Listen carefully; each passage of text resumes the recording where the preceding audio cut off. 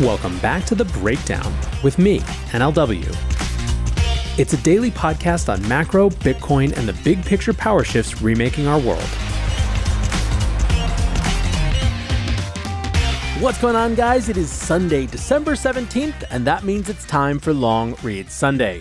Before we get into that, however, if you're enjoying The Breakdown, please go subscribe to it, give it a rating, give it a review, or if you want to dive deeper into the conversation, come join us on the Breakers Discord. You can find a link in the show notes or go to bit.ly/breakdownpod.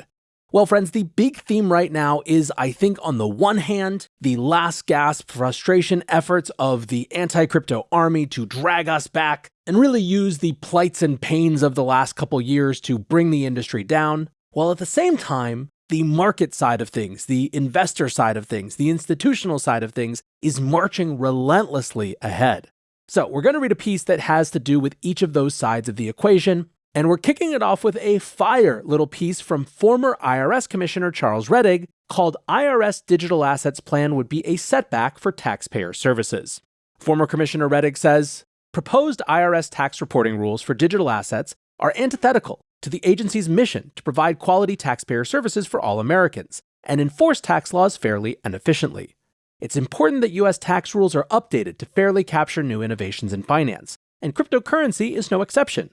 But instead of collecting relevant transaction data, this expansive rule would set a dangerous precedent, capturing consumer data at a scale that would undermine IRS capacity to perform essential functions with harmful consequences for taxpayer services. When Congress passed the Infrastructure and Jobs Act in 2021, the law included a provision requiring the IRS to establish digital asset tax reporting rules aimed at capturing taxable transactions, similar to existing requirements for traditional finance. There's no question this is a necessary update to our tax laws and supports effective and efficient tax administration. By some estimates, the non-compliance rate for taxpayers with digital assets is 75% or more, representing by itself a potential tax gap of billions of dollars in lost revenue for the U.S. To solve this problem, we need to provide clear and reasonable rules for brokers and consumers mandating reporting of certain digital asset transactions. But current proposals go well beyond this need and establish reporting requirements with no comparison to traditional finance. The rules consider nearly every digital asset transaction to be a potentially taxable event, suggesting that billions more transactions in digital assets need to be reported for tax purposes than shared now by traditional finance brokers. The volume of data this would generate for the IRS would overwhelm the agency and have little or no value to effective and efficient tax administration. At best, an untold amount of staff and technological resources would be tasked with processing billions upon billions of data points, most of them irrelevant to payers' tax obligations. At worst, the agency may not be able to absorb all of that data required under the proposed rules in a reasonable time, creating a backlog of everyday tax returns with unreasonable processing times. This would undermine the mission of the IRS to provide quality customer service at a moment when the agency has been successfully improving on these essential duties. Under either circumstance, the time and resources spent will have grave repercussions for taxpayer services, as well as hinder the IRS's ability to focus resources on essential work such as pursuing wealthy non-filers, those involved in potentially abusive transactions, and other forms of non-compliance.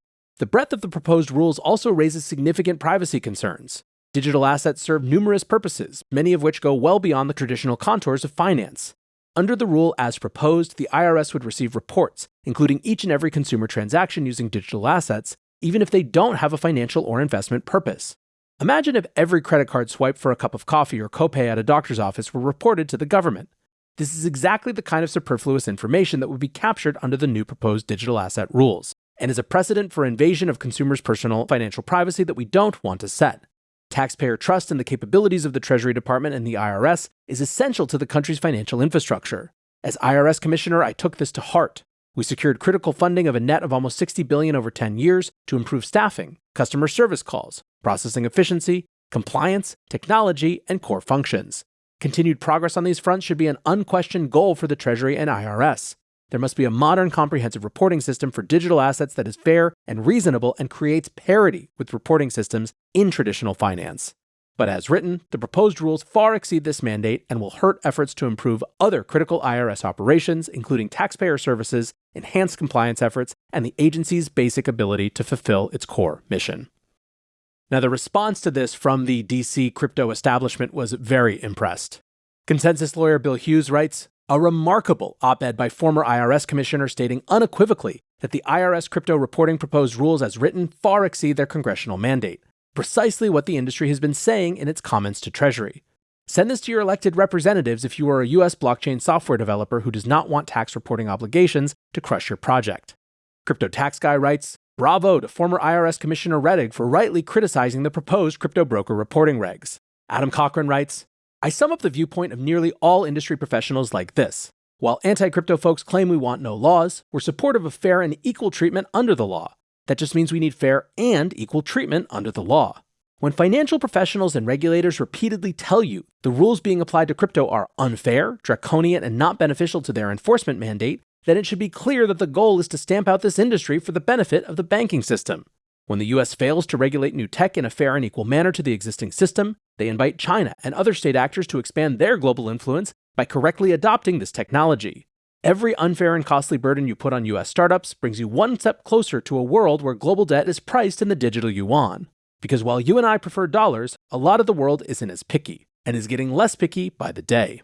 Finally, as GC at A16Z Miles Jennings puts it, what else is there to say when the IRS commissioner from 1 year ago writes this about the IRS's rule expansion for broker reporting? The tide, my friends, is turning, and in a great direction. But now we jump over to the market side with a piece from Greg Magadini, who is a CFA and the director of derivatives at Amber Data. Greg's piece is called Why 2023 is Like 2020 and Bitcoin is Set to Head Towards 50K. Greg writes, Bitcoin has recently achieved new highs in 2023, but there is a question lingering. Is the market overextended, and have we reached the pinnacle of enthusiasm? We can gain insight into these inquiries by examining the positioning of the crypto options market. The most apt comparison to Q4 2023 is the rally we saw in Q4 2020. In fact, by superimposing Bitcoin returns for both years, we can discern a strikingly similar narrative unfolding. At present, the implied volatility of options, which represents an investor's bet on Bitcoin's future realized volatility, is hovering near its 2023 peak, primarily driven by the buying of call options. This could indicate the market is already factoring in the explosive upside potential that we're all hoping for. Nevertheless, when we look back at the implied volatility of Bitcoin over the past 4 years, it remains relatively subdued, implying that Bitcoin hasn't yet demonstrated the explosive rally it is historically capable of.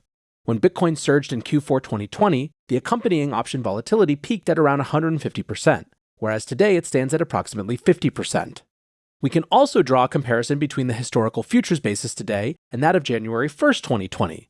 Back then, the futures base on Deribit was 20% annualized, equivalent to 17 times the 10-year risk-free rate. Today, the futures basis is around 10% or 2.4 times the equivalent risk-free rate.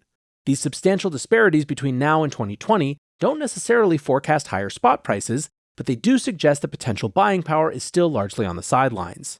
Finally, it's crucial to note that the implied volatility option traders are willing to pay is closely tied to the actual volatility that Bitcoin is experiencing, or realized volatility, which has hit new lows in 2023. The connection is often referred to as the variance risk premium, and it has been widening since mid-October. Recently, options traders have consistently been willing to pay a significant premium over realized volatility in Bitcoin, anticipating the possibility of explosive movements. We're currently witnessing an especially pronounced implied volatility kink higher for the January option expiration month. This reflects the anticipation that the SEC will approve or deny spot Bitcoin ETFs, causing markets to move. The forward volatility, or the actual implied volatility differential priced between the December 29th expiration and the January contract, currently resides around 57%. A 12-point premium of about 30-day realized volatility of 45%. The situation either suggests that option buyers are making incorrect and overpriced bets, or that substantial volatility in Bitcoin will not only continue, but grow larger. Back to NLW here. Hold aside all of the market analysis in there and all of the numbers, frankly, and let's just talk vibe.